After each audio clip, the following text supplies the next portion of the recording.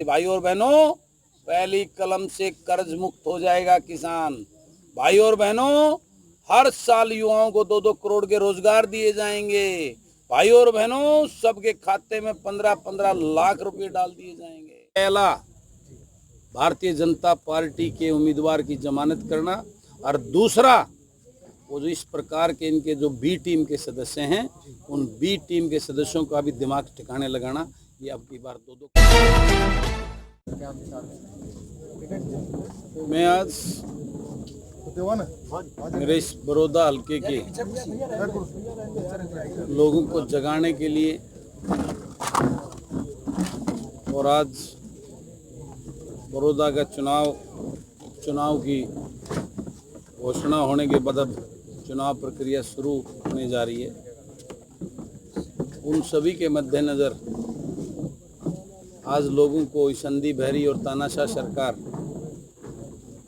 जो आज किसान और मजदूर गरीब कमेरा वर्ग को बर्बाद करने के कानून थोपकर जिस प्रकार का खेल आज पूरे देश और प्रदेश में कमेरा वर्ग के साथ कर रही है, उसके लिए मैं बड़ौदा की जनता को सचेत सावधान करने आया हूं और उनको बताने आया हूं कि आज पूरा प्रदेश की निगाहें, पूरे प्रदेश के कमेरे वर्ग, किसान, मजदूर, व्यापारी और कर्मचारी की निगाहें पूरे बड़ौदा वासियों पर हैं।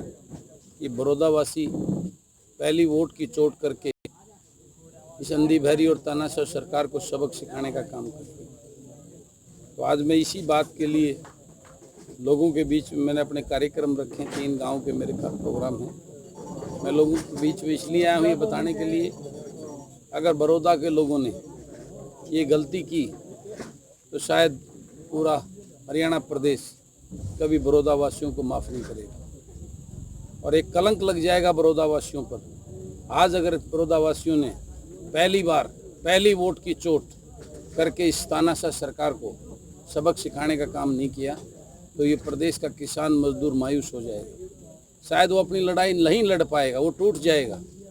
तो मैं आज उन सबको यही बात बताने आया हूँ कि आज इस पूरे प्रदेश के किसान मजदूर की आस इस बड़ौदा पर चुनी है, टिकी हुई है। तो उसके लिए इनको इस तानाशाह सरकार को इसके कैंडिडेट की जमानत जब्त करके यहाँ से एक सबक सिखाना है। उसके साथ साथ जो अन्य दल जो अपने को बड़े बड़े किसान हितैषी होने के दावे करते थे, उनकी भी सच्चाई आज लोगों के जनता के सामने आ चुकी है।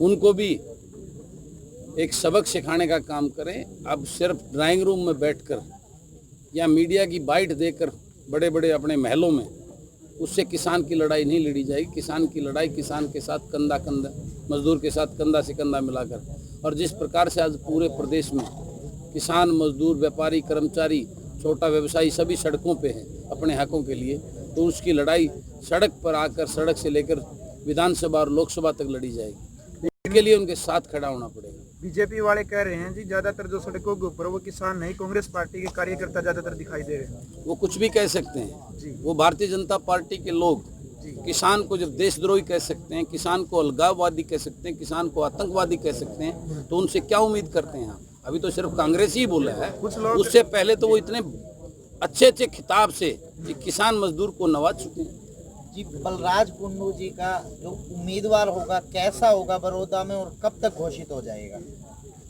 बलराज कुंडू का कोई उम्मीदवार नहीं होना। उम्मीदवार बड़ौदा की बहादुर जनता का, बहादुर लोग अपना पंचायती उम्मीदवार का निर्णय लेंगे। बलराज कुंडू उसको पूर्ण रूप से समर्थन देगा। कुछ लोग बलराज कुंडू उस उम्मीदवार को समर्थन देगा जो ऐसा एक उम्मीदवार जो बड़ौदा की जनता चुनेगी, जो बिकाऊ ना हो, दल बदलू ना हो, जो किसी के बहकावे में ना आए, जिसका उद्देश्य पैसा कमाना ना हो, जिसका उद्देश्य सिर्फ बड़ौदा के लोगों का सेवक बनकर, उनका वकील बनकर उनके हकों की लड़ाई लड़ने वाला हो, ऐसा एक साथी मैं बड़ौदा के लोगों से मांगने आया हूँ, बड़ौदा की जनता से मांगने आया हूँ। और कार्यकर्ताओं का ये कहना है कि जो गलती महम के लोगों ने किया वो बड़ौदा के लोग नहीं करेंगे, इस पर आप क्या कहेंगे? मेरे बड़ौदा वालों से, मेरे महम वालों से पूछे ना, वो बताएंगे इस बात को उन्होंने गलती की है या उसमें आज वो गौरव महसूस कर रहे हैं। आज उनको गर्व है अपने विधायक पर कि हमने ऐसा विधायक चुना है जो हमारी आवाज़ बनकर आज सब हर दल पर टकराने को तैयार है। और निश्चित रूप से यही काम ये बड़ौदा की जनता भी, हम साथ साथ गुआंढी हल्का है। तो यही काम, और ये ऐसी अलग होगी जो आगे पूरे देश और प्रदेश में इसकी चिंगारी जाएगी। सर, किसानों पे जैसे बार बार लाठीचार्ज होता है, बार बार उनके साथ धक्का मुक्की होती जा रही है, तो इस विषय को लेकर क्या करें? इस तानाशाह सरकार से, इस अहंकारी मनोहर लाल खट्टर मुख्यमंत्री से यही उम्मीद कर सकते हैं, क्योंकि इनको सामाजिक, ना ये लोग सामाजिक हैं ना उन सामाजिक बातों में, ये थोपे हुए मुख्यमंत्री, ये थोपे हुए मुख्यमंत्री, इनको पता ही नहीं लोगों का समाज के अंदर क्या होता है। आज जिस प्रकार से अन्नदाता के ऊपर पीपड़ी में लाठियाँ चलवाने का काम किया, सिरसा में लाठियाँ चलवाने का काम किया, उनके ऊपर तरह तरह के गंभीर और वो लगाकर, धाराएं लगाकर उनके ऊपर केस दर्ज करने का काम किया। ये लोग उनकी नीयत और नीति को अच्छी तरह समझ चुकी हैं। ये तानाशाही लोकतंत्र को ख़त्म करना चाहते हैं, इस देश को गुलाम बनाना चाहते हैं।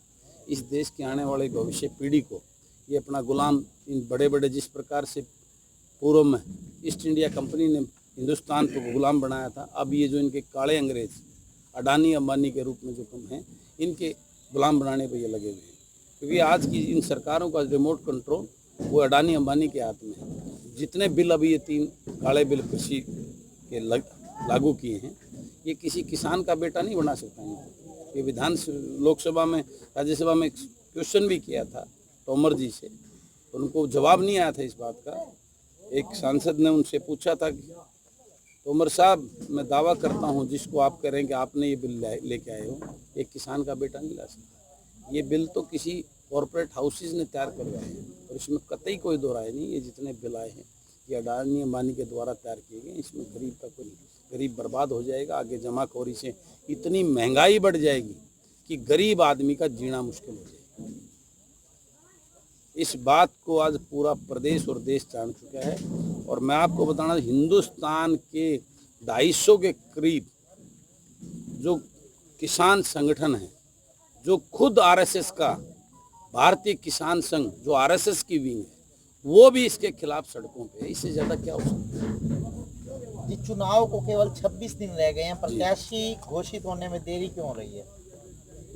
प्रत्याशी तो नेचुरली 2-3 दिन पहले ही किया जाता, बाकी सबको डर है ना।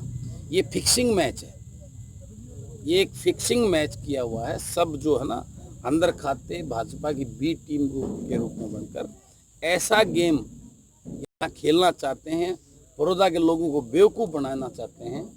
और हम जैसे जो जनता के साथ में, जो पब्लिक के जो नुमाइंदे हैं, जो जनता के साथ खड़े हैं, उनको बदनाम करने की साजिश रचकर ये ऐसा गेम यहाँ पे खेलना चाहते हैं, अंदर खाते फिक्सिंग मैच। और बीजेपी को जिताने की सारी प्लानिंग में यहाँ के जो है ना, जितने विपक्ष के, इसके अन्य दल, वो लगे हुए हैं। इसमें कोई दो राय नहीं। जो आपका यहाँ पर जो भी उम्मीदवार होगा, उससे बीजेपी को फायदा होने वाला, क्योंकि ज्यादातर जो वोट बैंक है वो कांग्रेस पार्टी का कटेगा, ऐसी बातें सुनने में आ रही है। ये सब उनका एक बहुत बड़ा प्लान गेम मैंने बताया। लेकिन अब की बार मैं वादा करता हूँ, इसमें बड़ौदा की जनता को मैं इनके बहकावे में नहीं आने दूंगा। और निश्चित रूप से सबसे पहला भारतीय जनता पार्टी के उम्मीदवार की जमानत करना, और दूसरा वो जो इस प्रकार के इनके जो बी टीम के सदस्य हैं, उन बी टीम के सदस्यों का भी दिमाग ठिकाने लगाना। ये अब की बार 2-2 काम बड़ौदा के लोग करने हैं। और ये बड़ौदा का जो है ना, उनका किसान का बेटा होने के नाते मैं इन अपने लोगों को इनके बहकावे में नहीं आने दूंगा। और अब की बार एक नया इतिहास आपको बड़ौदा की जनता के रूप में देखें। कुंडू साहब, बीजेपी के जो मंत्री हैं, उनका आरोप है कि बलराज कुंडू तो केवल और केवल जातिवाद फैलाने आते हैं बड़ौदा के अंदर। आप बताइए, मैंने आपके मेरे अंदर जातिवाद की कोई चीज़ देखी क्या? देखिए, मैं तो 36 बिरादरी का बेटा हूँ, और मेरे साथ 36 बिरादरी का बेटा हूँ। 36 में ये कुछ भी बोल सकते हैं। जो इनके खिलाफ आवाज़ उठता है, उससे सबसे पहले राष्ट्रद्रोही बताते हैं, उसको आतंकवादी बताते हैं, उसको कुछ भी बोल सकते हैं। इनकी बातों पे कोई विश्वास नहीं करने वाला। इस प्रकार के झूठ के पुलंदे ये 6 साल से बोलते आ रहे हैं। जनता उब चुकी है। जनता इनके उन नारों से, भाई और बहनों, पहली कलम से कर्ज मुक्त हो जाएगा किसान। भाई और बहनों, हर साल युवाओं को 2-2 करोड़ के रोजगार दिए जाएंगे। भाई और बहनों, सबके खाते में 15-15 लाख रुपए डाल दिए जाएंगे। ये भाई और बहनों का तो जुमला खत्म हो चुका है। इन झूठों से कोई जो है ना विश्वास करने वाला नहीं है। इस बात को पूर्ण रूप से इस देश और प्रदेश का हर नागरिक आज जान चुका है। इनकी किसी बात का किसी पे कोई असर नहीं होने वाला है। ठीक है, थैंक यू। राम राम। राष्ट्र निर्माण की जानकारी के लिए ग्राउंड मीडिया चैनल को सब्सक्राइब करें और शेयर करें।